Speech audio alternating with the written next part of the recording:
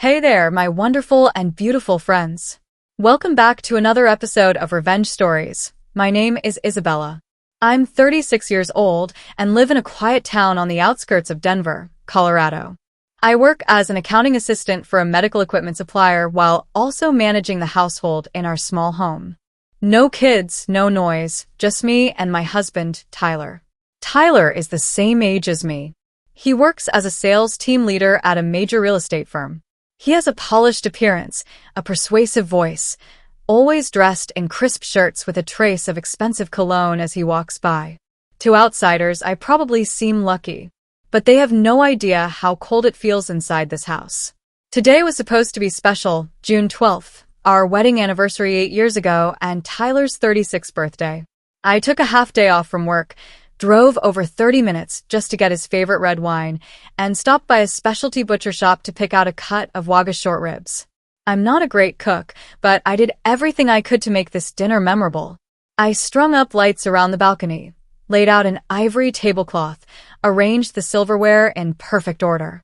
The custom cake I ordered was ready in the fridge, a simple one with smooth vanilla frosting and a small message on top. To Tyler, happy birthday and anniversary. By 7 o'clock p.m., I adjusted my dress, dabbed on a little perfume, and sat down to wait. I believed he would come home. 8 o'clock, I lit the candles. 9, I texted. I'm waiting. No reply. 9:30, I called. 5 rings, then voicemail. At exactly 10:35 p.m., I received a short email from Tyler. Sorry, big client emergency. I have to stay at the office. Well, make it up later. No thank you. No happy anniversary. I set the phone down on the table. The candles had burned out long ago. The cake was still untouched in the fridge, and I stood frozen in the golden glow of the dining room lights, still holding the folded napkin I'd prepared for him. I didn't cry, but something inside my chest shifted out of place. That night, I put everything away, boxed up the meat, and stored it. Took down the lights, wiped the table. No one enjoyed the dinner. There was no one to celebrate with. I lay down around midnight, still in the wrinkled dress I had picked out for the evening. I tried to sleep, but the image of that short, cold email kept slicing across my mind like a dull blade. It wasn't the first time Tyler came home late, not the first time I waited until my body ached. But this time, something felt different. A quiet creeping instinct, like a cold breeze down my spine. The next morning, I got up early and went to work like usual. But all day, there wasn't a single message from my husband. I tried calling, just more ringing. It was as if I no longer existed in his world. By noon, growing uneasy, I called Tyler's office. The receptionist hesitated a moment, then said, "Oh, he resigned 3 days ago." He didn't leave any forwarding information. I stood frozen in the hallway of my own office. The air around me thickened. My heart pounded as memories flooded back like a film in reverse. And suddenly I understood it wasn't about work or a client. He had chosen to vanish. And I, his wife of 8 years, was the last to know.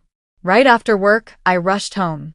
Every turn of the wheel felt like bracing against a rising tide. I unlocked the door to our third-floor apartment, the place that once felt like a haven, now thick with suffocating silence. My eyes immediately fell on the shoe rack, a glaring empty space in the second row. Tyler's favorite brown leather shoes were gone. I called out, "Tyler." No response. I hurried to the bedroom, and my heart sank like a stone. He was standing in the middle of the room beside an open suitcase. Clothes tossed quickly into a duffel bag, a navy suit, a tie, a pair of brand new dress shoes, still with the tags on. Items he never wore to any regular meetings. "What are you doing?" I asked, voice. Tyler looked up at me like I was a stranger. "You're back," he said flatly, then continued packing. I stepped closer. "Where are you going?" "Next date over," he said casually. "I've accepted a new job in Albuquerque." "What?" I froze. You quit your job and didn't say a word to me." He didn't answer. Instead, he pulled a slim folder from his bag and placed it on the table. Opened it. The first page was divorce papers. I stood motionless.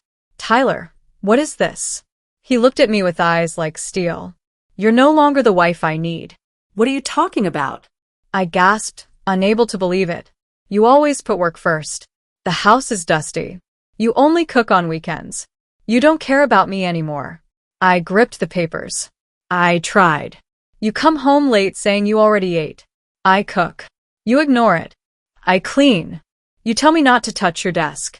And now you blame me for not fulfilling my duties. Don't bring up petty things. He snapped. You just make excuses. A real wife doesn't need reminders. I let out a bitter laugh. You talk like I sit around all day. I work. I pay half the rent, but no one cooks dinner for me. No one asks if I'm okay, and I never complained. Tyler narrowed his eyes. That's your choice. I've made mine. He zipped the suitcase and headed to the door. I rented an apartment near the new job. I start next week. Don't get in my way. I blocked the door. That's it. No apology, no explanation. After 8 years, I don't owe you anything, he said, then brushed past me without looking back. The door clicked shut behind him, final and cold like the slam of a courtroom gavel. I sank to the floor, still clutching the divorce papers, my hands trembling. 2 days later, I received a call from the building management office. Mrs. Isabella, we just received a request to transfer the lease. The current leaseholder has requested to terminate the contract. I froze. What did he say? I asked. He had just left a note. I no longer live there. The person staying behind will clear out and move before the end of the month. No discussion, no message.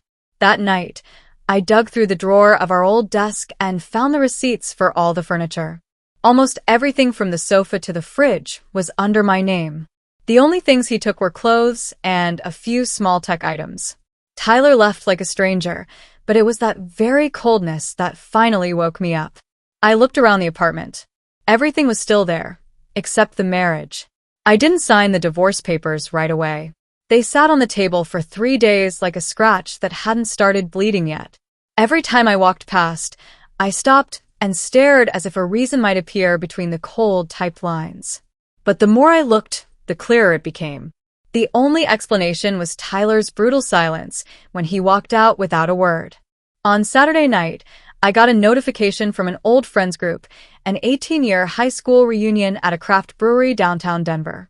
I had once looked forward to it, had even paid the reservation fee a month ago.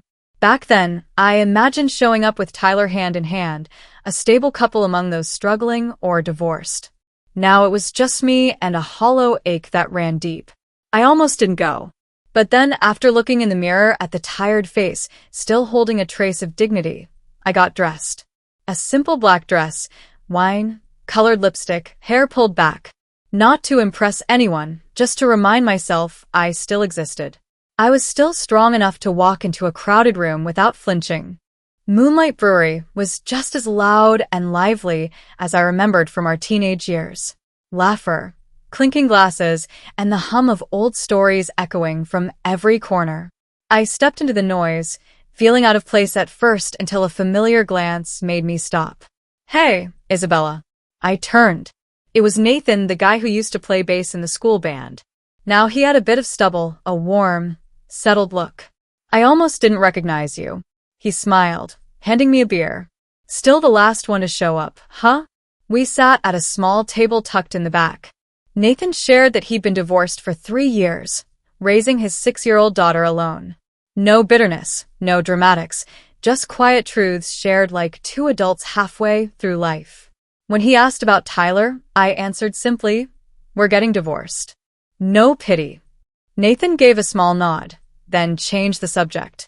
And I was quietly grateful for that. That night, driving home through Colorado's early summer chill, I turned on the radio. An old song came on.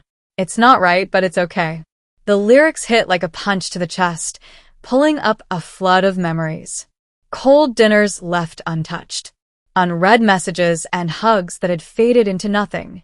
All those years, I kept telling myself, Tyler's busy. I should be more understanding.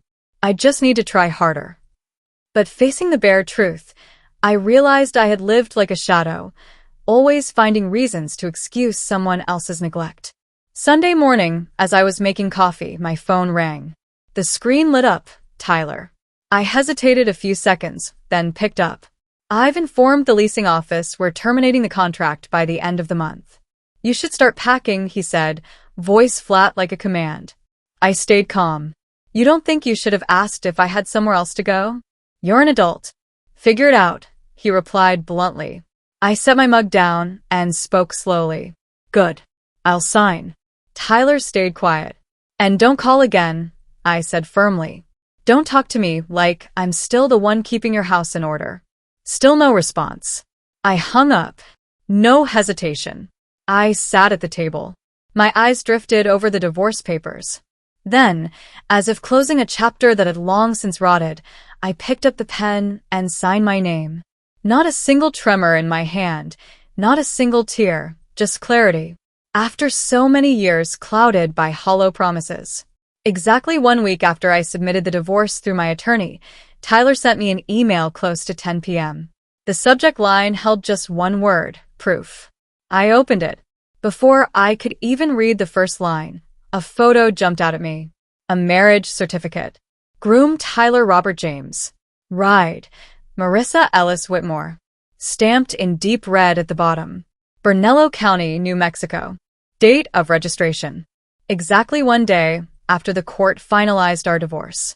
Before I could react, my phone rang. He called right after sending it. I picked up. Tyler's voice came through disturbingly triumphant. You saw it, right? I got remarried.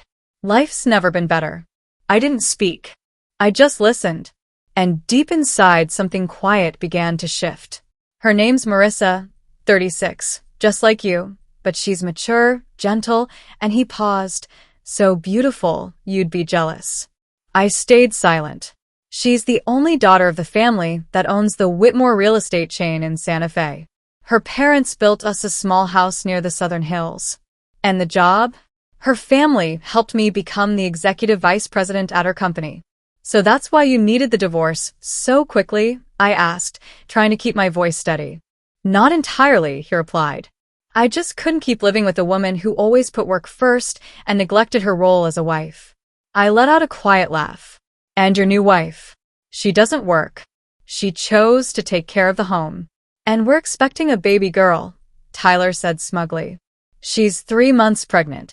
Each sentence he said felt like a dull blade, severing the final thread that had once tied me to that marriage.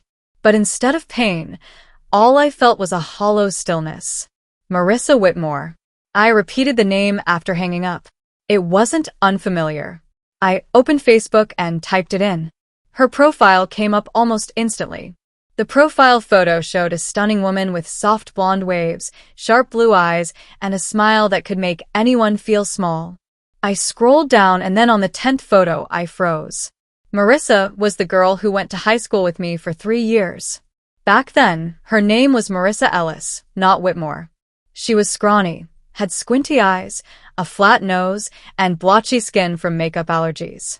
She used to sit in the back, barely spoke, and often got picked on by classmates. No way. I reopened the wedding photo Tyler had sent in the email. The bride in that picture looked like an entirely different person. Not a trace of the old Marissa Ellis remained. But I remembered those eyes, that slightly crooked tooth she used to get teased for. Bunny teeth. The way she always looked down when walking through the hallway. How could I forget? I called Lana, my best friend from high school. Do you remember Marissa Ellis? I asked. There was a pause on the other end. Then Lana laughed.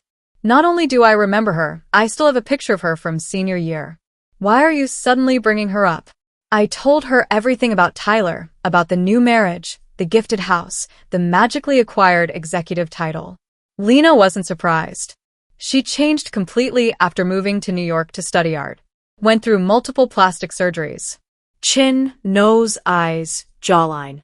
People called her Marissa, too. But her personality's still the same. Quiet, calculating, and very strategic about who she latches onto. I said nothing. There was a rumor she got involved with a much older married architect in Brooklyn, Lana added. Then she moved back to New Mexico and opened an art gallery. Guess she's leveled up now. I had no more questions. That night, I sat in my living room staring at Tyler and Marissa's wedding photo. Everything in the frames sparkled. Flowers, white dress, perfectly aligned teeth in her bright smile. But I knew behind all that was layers of makeup, carefully crafted image, and a well-disguised motive. And he chose that. 1 week after Tyler's bragging call, I got a message from an unknown number. It was short. "Isabella, are you free? I need to talk. It's serious." I knew exactly who it was. I didn't respond. 15 minutes later, he called. I picked up, not because I cared, but because something told me it would be worth hearing. "Marissa gave birth," Tyler said immediately. "A baby girl." I heard him swallow hard, then silence. I waited. "She doesn't look like me or a Marissa. Actually, she doesn't look like either of us." I tightened my grip on the phone, lips pressed together to stop myself from laughing. "Maybe she takes after someone on your side of the family." I offered light as air. "No, I thought that too. But Isabella, do you remember when you laughed hysterically after I told you about Marissa? You knew something, didn't you?" Tyler's voice suddenly rose, nervous and panicked. I leaned back in my chair, a slight smirk on my lips. "I just found it interesting," I replied, holding back the sharpness in my tone. "Stop joking. I did a DNA test. The baby is mine, but I still don't get it. Why doesn't she look like either of us? I haven't told anyone but you. You laugh like you knew something. Please tell me." I gave a quiet chuckle. My voice was calm. "Do you remember your high school graduation album?" Silence. I continued. "I found it while packing up the old apartment. It was buried at the bottom of your desk drawer, covered in dust. You were digging through my stuff?" Tyler sounded slightly irritated. "No, I was cleaning as you requested," I emphasized. And when I opened that album, I was stunned. A curly-haired boy with squinty eyes, crooked teeth, and acne-covered skin. It took me a few minutes to realize it was you. Tyler exhaled slowly. "I always wondered why in 8 years you never introduced me to your college friends. Why you insisted on a small wedding with no friends. Why there wasn't a single teenage photo in our home. Now I understand. I changed out of insecurity," he said quietly. "No," I replied. "You changed because you wanted to live a new life, but you forgot one simple truth. Genetics can't be altered." Silence stretched out between us. "You think I'm ashamed of who I was?" "No," I said. "I feel sorry for an innocent child who's going to grow up with 2 parents who couldn't be honest. You hid your past. So did Marissa. And now you're surprised your daughter doesn't resemble the edited versions you both constructed. You think she's going to look like that old version of me?" Tyler's voice wavered. "No one knows, but she will carry what's real in you. Your blood, your DNA, everything you've tried to erase." I could hear him inhale deeply. "What about Marissa?" I asked, cutting in one last time. "She cried, said she was exhausted from labor. But you know what's worse?